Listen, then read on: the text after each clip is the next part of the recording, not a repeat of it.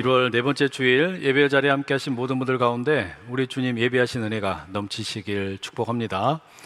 오늘은 사도행전 네 번째 시간입니다. 2장 37절에서 42절 말씀 본문으로 우리가 어찌할꼬, 이런 제목으로 말씀 전하겠습니다.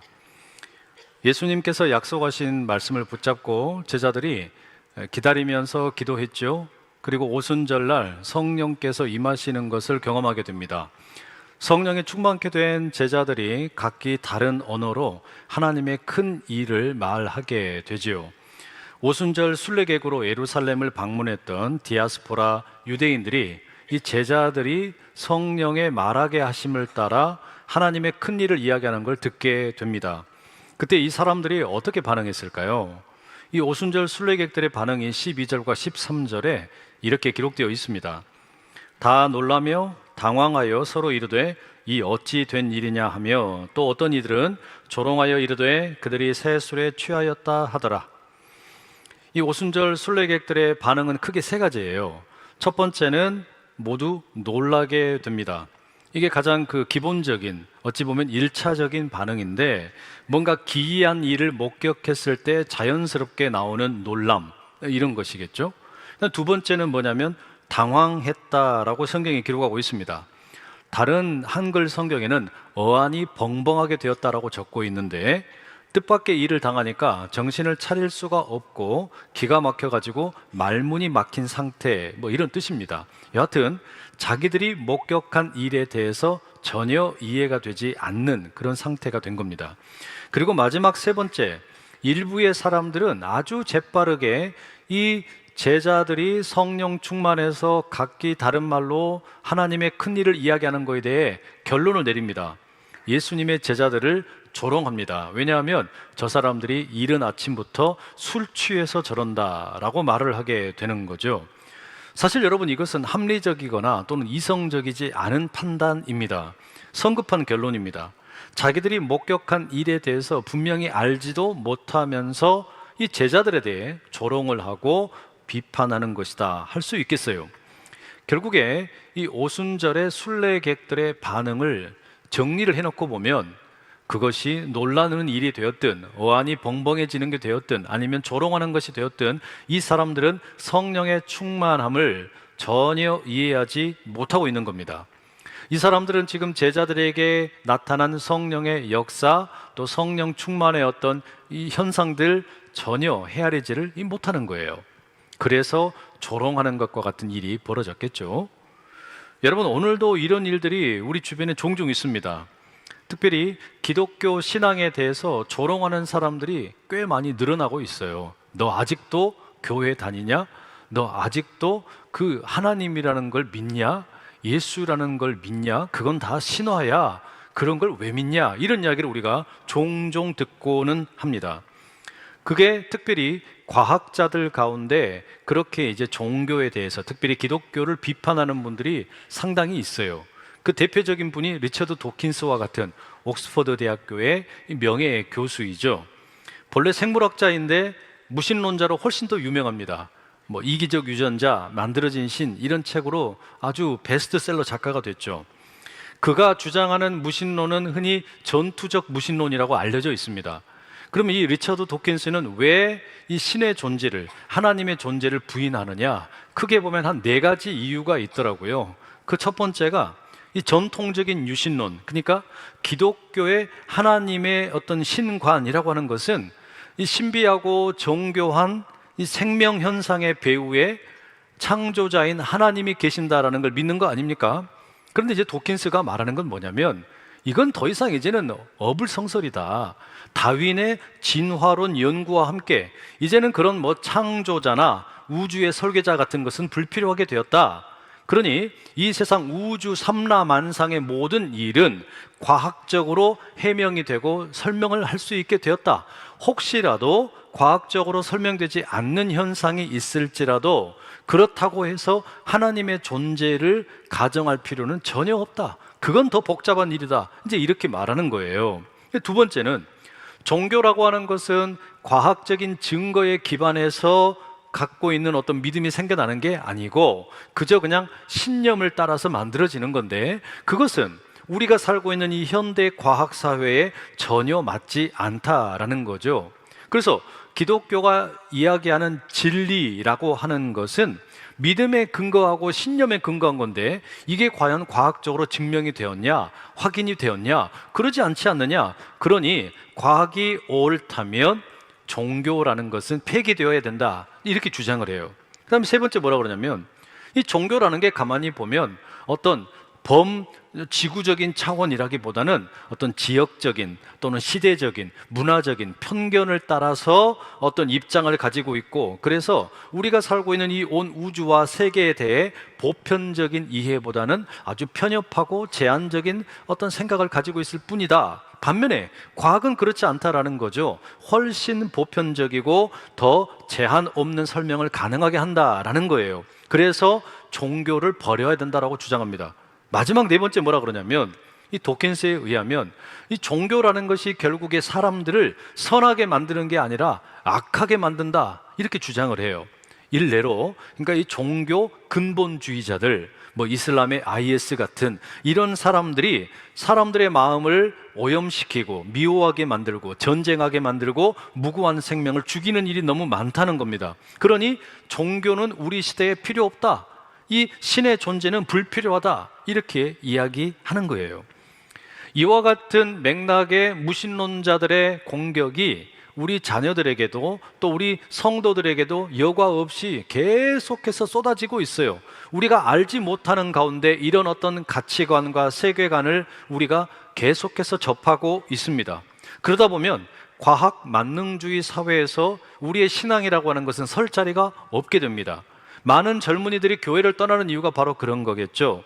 제가 이 설교 시간에 무신론자들의 주장에 대해서 일일이 반박하고 해명할 그런 차원은 아닙니다. 다만 한 가지는 꼭 말씀을 드리고 싶은 게 있어요. 리차드 도킨스처럼 유전학, 어떤 그 DNA를, 유전자를 열심히 연구했던 학자들은 그러면 다 무신론자가 되는 거냐, 다 하나님을 버리느냐? 꼭 그렇지는 않더라는 말이에요. 리차드 도킨스처럼 유전자에 대해서 아주 정통하고 최고의 반열에 올라있는 학자 가운데 프랜시스 콜린스라는 분이 있어요. 이분은 인류의 최초로 31억 개의 유전자 서열을 해독을 하는 게놈 프로젝트라는 걸 진행을 했던 분인데, 우리 몸의 지도를 완성한 유전자 전문 학자입니다. 코로나 팬데믹 기간에는 미국의 국립보건원 원장으로 이 바이러스에 대응해서 싸웠고, 그 가운데 뭐라고 이야기하냐면, 자신의 이 과학 연구가 깊어지면 깊어질수록 이 과학이라는 학문이 나의 신앙과 대치되고 상반되고 부딪히는 게 아니라 도리어 나는 이 과학 학문을 통해서 나의 신앙이 훨씬 더 깊어졌다라고 이야기합니다. 근데 우리는 이런 이야기는 별로 접할 기회가 많지 않아요. 사람들에게 인기가 없어요. 오히려 하나님의 존재를 끌어내리고 우리의 신앙을 조롱하는 듯한 리처드 도킨스 같은 사람이 훨씬 더 우리에게 인기가 많습니다. 그런 이야기에 사람들이 더 열광을 한다는 말이에요. 그래서 드리고 싶은 이야기가 있어요. 혹시 여기 앉아 계시는 분들 가운데, 또 여러분의 자녀들 가운데 하나님의 존재에 대해서 의심을 하게 되고 이 과학적인 사고방식 때문에 신앙의 어떤 믿음에 기반한 신앙이라는 게 하찮게 느껴지는 그런 분들이 계신다면, 리차드 도킨스의 이기적 유전자라는 책만 읽지 마시고 프랜시스 콜린스의 신의 언어와 같은 책도 함께 좀 읽어보시면 좋겠어요. 그래야 그 가운데서 내가 지금 가지고 있는 이 신앙이라는 것이 그저 폐기 처분해야 되는 것인지, 아니면 이것이 21세기에도 여전히 유의미한 것인지 우리가 판단할 수 있지 않겠습니까? 제가 드리고 싶은 이야기는 이거예요. 유전자에 대해서 세계 최고의 어떤 학문을 연구한 두 사람이 있는데, 왜 한 사람은 유전자를 그렇게 많이 연구했음에도 불구하고 신의 존재가 없다라는 결론을 내리고, 또 다른 한 사람은 유전자를 그렇게 많이 공부하고 연구해서 이 유전자를 들여다보며 하나님의 존재를 오히려 발견하게 되느냐라는 말이에요.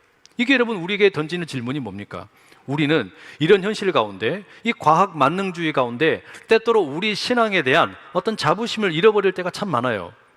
교회에 대한 애정이 식어갈 때가 많다는 이야기예요. 과연 그럴 필요가 있느냐? 만약에 우리가 여러분 내 기독교 신앙에 대한 자부심을 잃어버리고 교회에 대한 애정이 식어버리면 남는 게 뭐가 있겠습니까?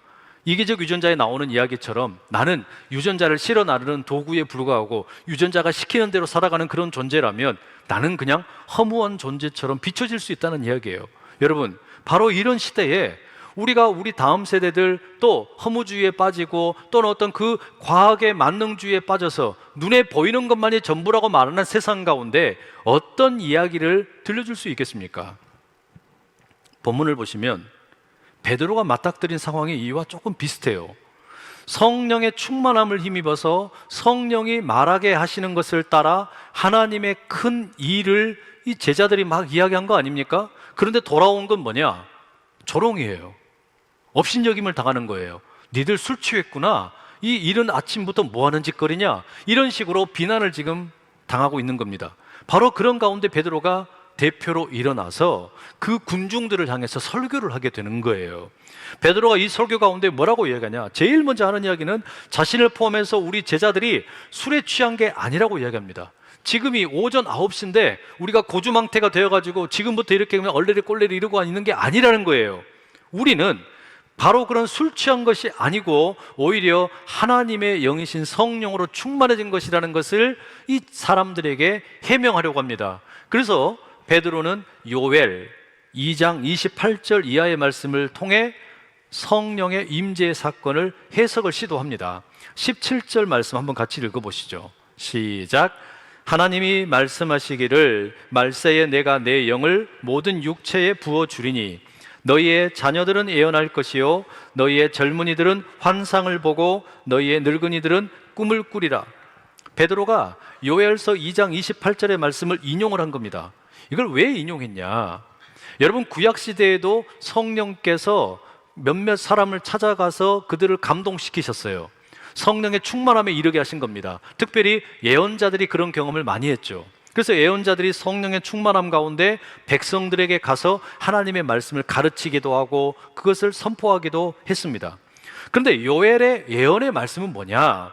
하나님의 때가 되면, 마지막 때가 되면 하나님께서 하나님의 영을 몇몇 사람에게만, 소수에게만 부어주는 게 아니라 모든 사람에게 부어주실 것이다.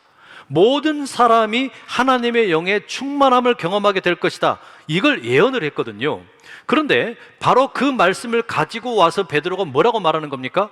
요엘이 예언했던 그 사건이 바로 오늘 우리에게 임한 것이다 라고 말하는 거예요.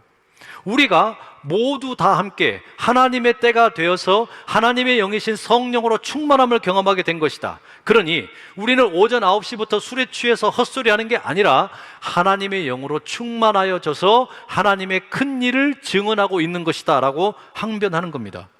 그러면서 요엘서 2장 32절의 말씀을 인용해서 이렇게 선포합니다. 누구든지 주의 이름을 부르는 자는 구원을 받으리라. 누가 되었든지 간에 예외 없이, 제한 없이 주의 이름을 부르는 자는 성령의 충만함을 입게 되고 구원을 받게 될 거라는 거예요. 아주 그냥 귀가 솔깃한 이야기 아닙니까? 그럼 여러분, 이 군중들이 궁금할 거예요. 도대체 그 주가 누구냐? 우리가 불러야 할 그 주의 이름이라는 게 누구의 이름이냐? 이런 생각이 들겠잖아요. 바로 그런 사람들의 궁금증에 대해서 베드로가 분명하게 선포합니다. 바로 그 주님이 나사렛 예수다. 너희들이 그 법 없는 자들의 손을 빌려가지고 못 박아 죽인 나사렛 예수다. 그런데 그 나사렛 예수가 십자가에 달려 죽었으나 하나님께서 그를 사망 권세 가운데서 일으키셔서 부활의 생명을 주셨다. 이걸 증거하는 거예요. 베드로의 설교의 내용이 바로 그겁니다. 기가 막힌 복음의 요약이죠. 덧붙여서 베드로가 계속 설교합니다. 시편의 16편 8절, 110편 1절의 말씀을 인용을 해서 계속 설교하다가 36절에 가면 자기의 설교를 듣고 있는 사람들, 그 청중들을 그야말로 그냥 카운터 펀치로 때려버려요. 36절 이렇게 되어 있습니다. 함께 읽어보시죠. 시작. 그런즉 이스라엘 온 집은 확실히 알지니 너희가 십자가에 못 박은 이 예수를 하나님이 주와 그리스도가 되게 하셨느니라. 기가 막힌 거예요. 지금 이 모여있는 오순절의 순례객들이 궁금했던 건 뭡니까? 이 제자들이 도대체 어디에서 무슨 일이 일어나가지고 우리에게 각자 자기들의 말로 하나님의 큰 일을 증거하나? 이게 하도 희한해서 놀란 거 아닙니까? 그래서 당황을 했어요. 때로는 조롱하기도 했습니다. 그런데 베드로가 뭐라 그래요? 요엘서 말씀 빌려서 우리는 지금 하나님의 때가 되어서 모두에게 약속된 성령을 경험한 거다. 근데 이 성령의 충만한 가운데 누구든지 주의 이름을 부르는 자가 구원을 받는다. 근데 그 주님이 누구냐? 너희들이 못 박은 예수다. 니들 어떡할래? 니들 어떡할래? 너희들이 못 박은 나사렛 예수가 하나님으로 인하여 주님이 되고 메시아가 되었다. 이제 당신들 큰일 났다. 우리 보고 술 취해서 조롱한다 그랬지, 술 취해서 이런 소리 한다 그랬지, 그렇게 조롱했지. 어떡할래? 어떡할래? 제가 그 신학을 공부하면서 욕심이 하나 있었어요. 지금도 변함없는 욕심인데 설교를 잘하고 싶다는 욕심이었어요. 설교를 잘하고 싶다라는 것은 제 오래된 바람이기도 하고 계속되는 어떤 마음이에요. 근데 예전과 달리 지금 이렇게 돌이켜보면 설교를 잘한다라고 하는 그 정의는 좀 달라진 것 같아요. 옛날엔 설교를 잘한다라고 하면은 뭔가 유명해지고 많은 사람들에게 인정받고 칭찬받는, 뭐 그게 설교를 잘하는 거다, 언변이 좋은 거다, 지식이 풍성한 거다, 이렇게 생각을 했어요. 그런데 지금은 생각이 달라졌어요. 설교를 잘한다는 게 뭘까? 사람들에게 인정받거나 뭐 지식이 많거나 말을 잘하거나 이게 아니라 진짜 설교를 잘한다라는 것은 성경 말씀 속에서 하나님이 무슨 일을 행하시는가, 이걸 바르게 증거하는 거다. 이게 저는 설교를 잘하는 거라고 믿어요. 그 설교를 잘하는 것은 성경 속에 기록되어 있는 하나님의 역사, 하나님이 도대체 무슨 말씀을 하셨고 무슨 일을 하고 계시는가, 이거를 분명하게 전하는 거다라고 생각을 해요. 이렇게 생각을 하게 된 이유가 있습니다. 왜냐하면 안타깝게도 많은 설교자들이 성경 말씀을 읽기는 읽었는데 성경 이야기를 안 하고 아무 상관없는 이야기를 많이 하시는 때가 있어요. 다 그런 건 아니지만 하나님께서 무슨 말씀을 하셨는지, 무슨 행동을 하셨는지 여기에 관심을 두는 게 아니라 어떤 걸 이야기해야 사람들이 좋아할까, 뭐가 사람들의 어떤 귀를 솔깃하게 만들까, 저 사람들을 더 이렇게 호기심을 자극할 수 있는 게 뭘까, 이런 이야기만 잔뜩 늘어놓는 경우가 많다는 말이에요. 안타깝지만 그런 설교는 좋은 설교라고 말하기는 어려워요. 바울이 로마서 10장 17절에서 믿음은 들음에서 난다라고 이야기했어요.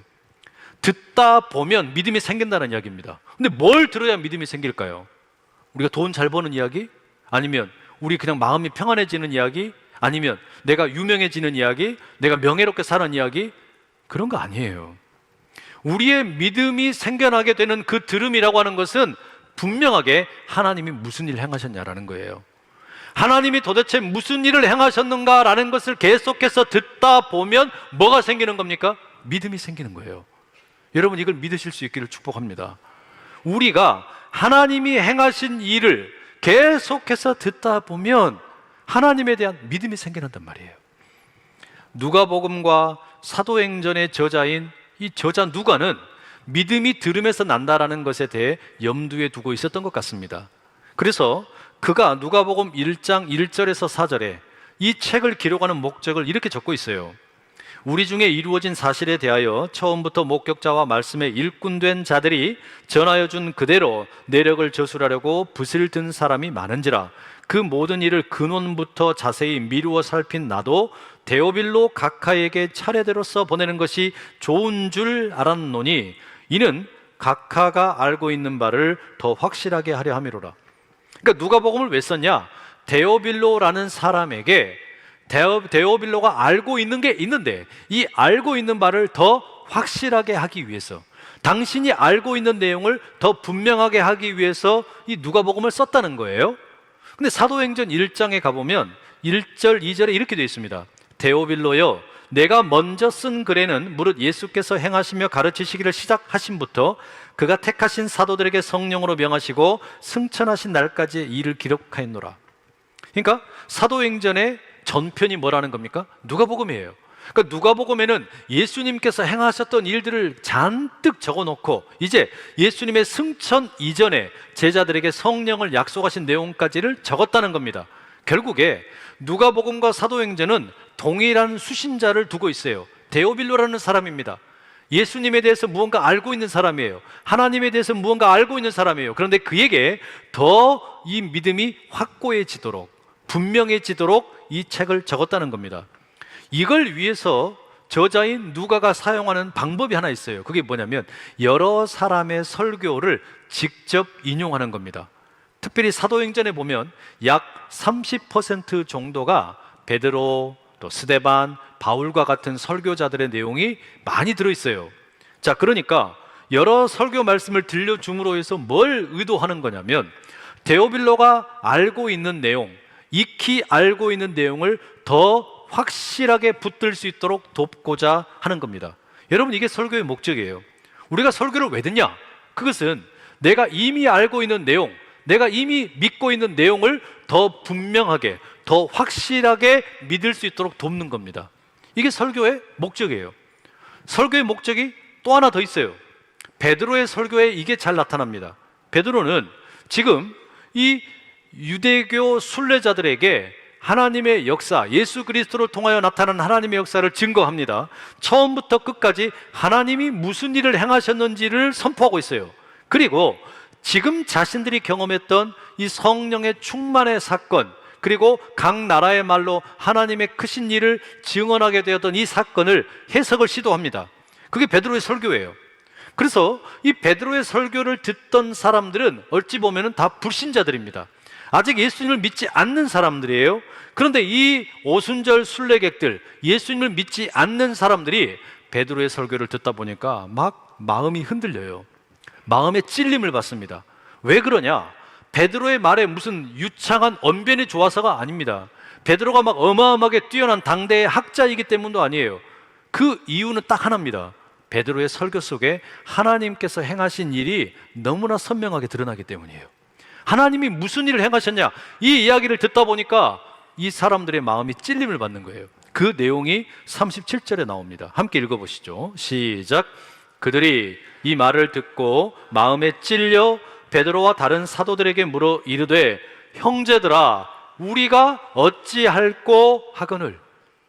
베드로의 설교를 듣다 보니까 이 사람들이, 오순절 순례객들이, 예수님을 믿지 않던 사람들이 마음이 너무너무 찔리는 거예요. 여러분, 이게 설교의 목적이에요. 설교는 예수님을 믿지 않던 사람이 예수님을 믿도록 회개케 하는 능력이 있어요. 이게 설교의 능력이에요. 결국에 설교의 목적이라는 게 크게 보면 두 가지인 겁니다. 하나는 베드로의 설교처럼 아직 예수님을 구주로 영접하지 못한 이들에게 회개하도록 촉구하는 겁니다. 믿음을 갖도록 하는 거예요. 또 하나는 데오빌로와 같은 인물들, 어찌 보면 여러분들이죠. 여러분들은 또 다른 일종의 데오빌로와 같은 사람들인데 이미 예수님을 믿고 예수님을 알고 있는 사람들인데 그들로 하여금 이 믿음이 더 굳건해지도록, 그래서 확신 가운데 거할 수 있도록 돕는 것, 이게 설교의 목적이라는 이야기예요. 우리 교회 오상원 목사님이 신학을 하기 전에 보험 판매원 일을 했어요. 사람이 어떤 존재인지를 알고 싶어서 보험 설계사 일을 했대요. 그리고 그 보험 설계사 일을 하면서 자기가 내린 보험에 대한 정의가 있더라고요. 이 보험이 뭐냐? 아무런 고민 없는 사람들에게 고민을 하게 만들고 맞죠? 그리고 고민을 해서 보험을 든 사람들에게 더 고민하게 만드는 게 보험 일이라는 거예요. 맞아요. 내가 아직 암에 대해서 걱정도 안 하고 고민도 안 하고 살아가는 사람인데 암 보험을 왜 팝니까? 그건 미리 고민하게 만드는 거잖아요. 그래서 암 보험을 들었어요. 근데 이제 암 보험을 든 사람에게 가서 또 뭐 하는 겁니까? 또 다른 고민하게 만드는 거예요. 앞으로는 이제 나이 들어가지고 요양원 가서 어떡할래? 그러니 미리 준비해야지.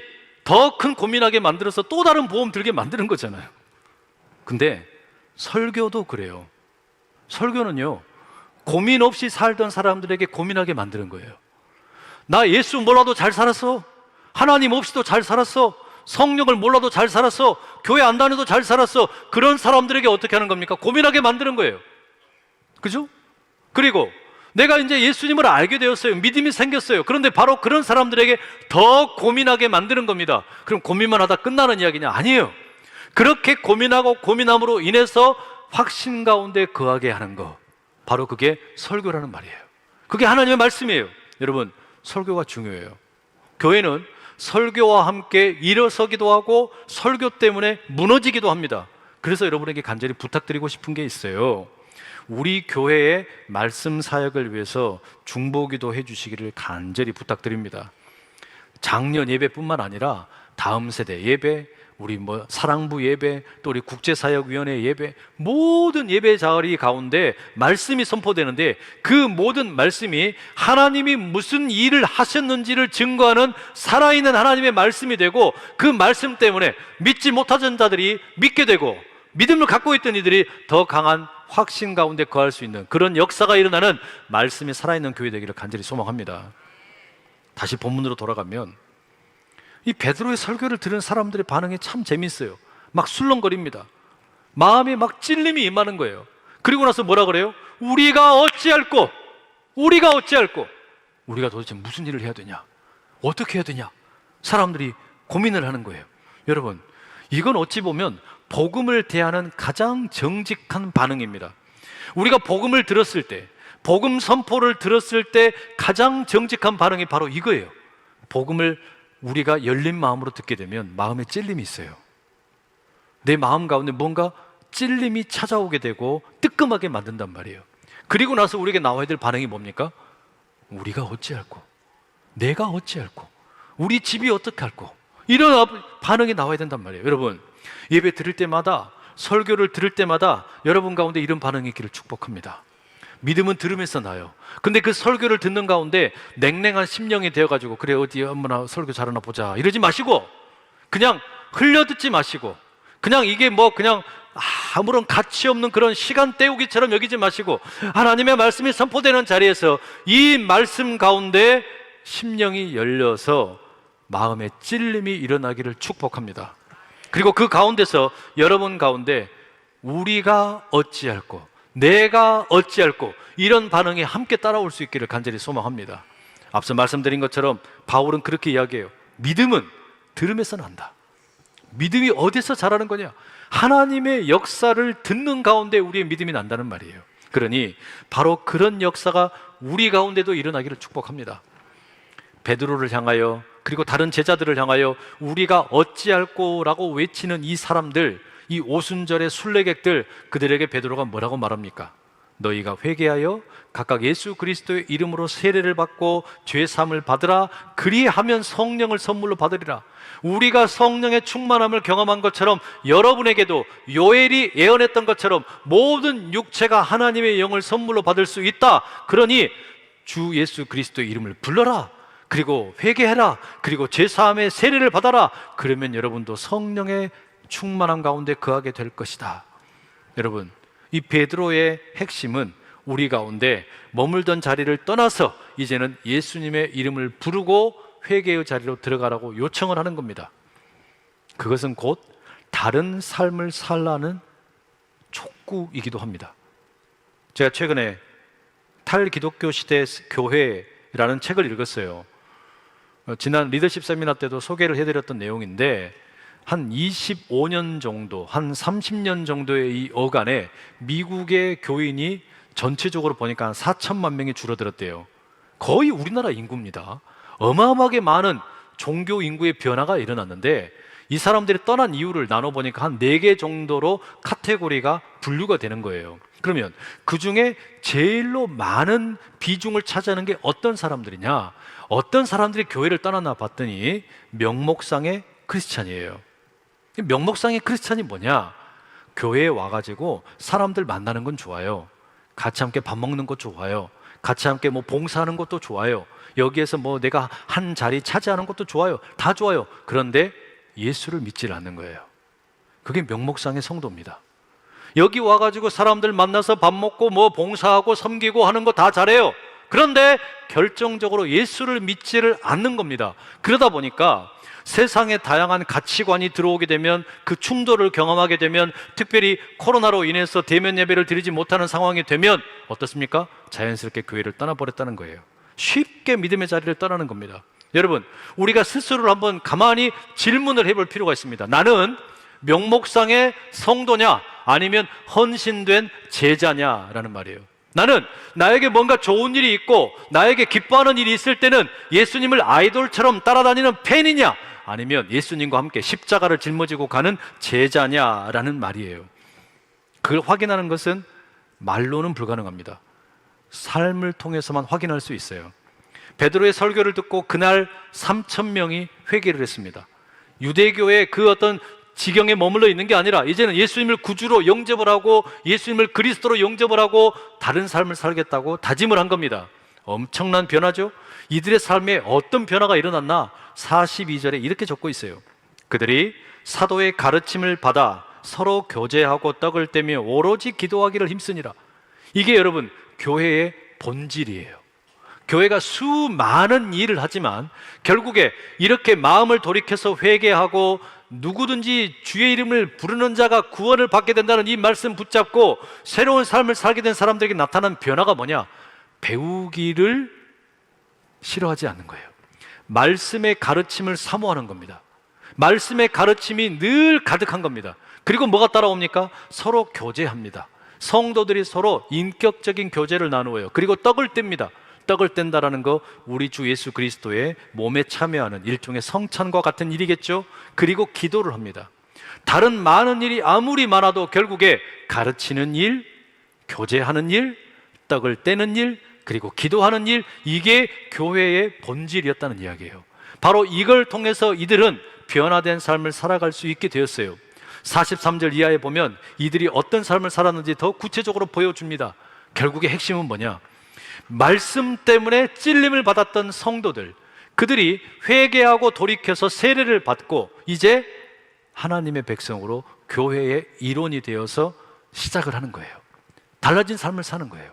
여러분, 우리가 이 말씀 가운데서 스스로에게 한번 질문을 했으면 좋겠어요. 나는 정말로 설교 말씀에 대해서 어떻게 반응하고 있는가? 하나님의 일하심, 하나님께서 무슨 일을 행하셨나, 이 이야기를 들으면 나는 이것을 통해 내 믿음이 성장하고 있는가? 또 하나, 나는 혹시 교회에 앞마당만 왔다 갔다 하는 명목상의 성도인가? 아니면 참으로 헌신된 제자인가? 우리 스스로에게 질문해보고 곱씹어보는 이 한 주간 될 수 있기를 간절히 축복합니다. 기도하겠습니다. 사랑하는 주님, 믿음은 들음에서 난다는 바울의 가르침을 기억합니다. 우리로 하여금 하나님께서 행하시는 역사가 선포되는 설교를 듣고 온전히 반응하도록 마음을 열어 주시옵소서. 그래야 우리 교회가 말씀이 살아있는 교회 되게 하시고 예수 그리스도를 모르는 이들이 회개하는 역사가 일어나고 기존 성도들의 믿음이 더욱 굳건해지는 복된 교회 되게 하여 주시옵소서. 명목상의 성도가 아니라 헌신된 제자로 살아가는 우리 모두 되게 도와 주시옵소서. 예수 그리스도의 이름으로 기도드립니다. 아멘.